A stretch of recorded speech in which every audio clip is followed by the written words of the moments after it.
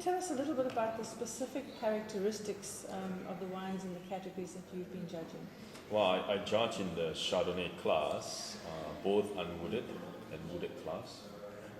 I personally felt that the unwooded class has something, it's a gem for me.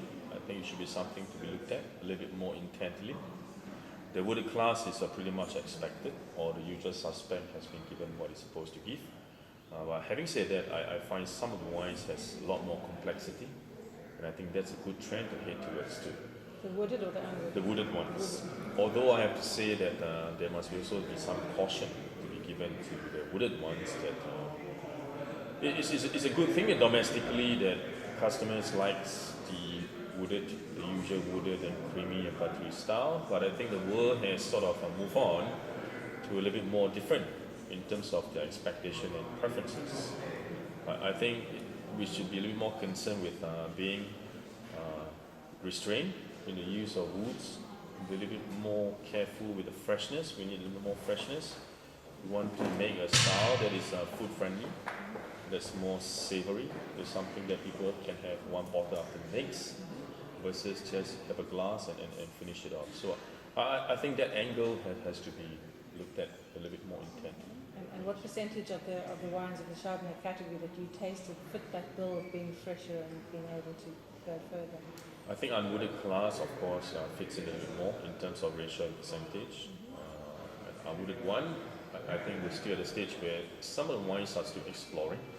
There's a bit of caution in there, but I think it's expected, it's usual. But I would like to encourage a little bit more into that direction for me. Good. And how does the overall quality compare of the wines here that you've tasted with general South African wines that you've had in the past? Very good. I must say it's very good. This is my fourth visit to South Africa. I think overall quality for Chardonnay has improved at least by 25%, that's for sure. Especially the unwooded version. I think there's a little bit more complexity, there's a little more thoughts and consideration being used into making those particular style of wine.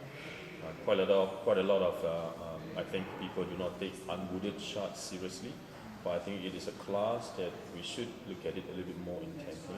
There's quite a bit of style we can explore into. And I think the savory, the freshness, and the food-friendly style is somewhere which is the right direction in line with the rest of the world trend. Okay.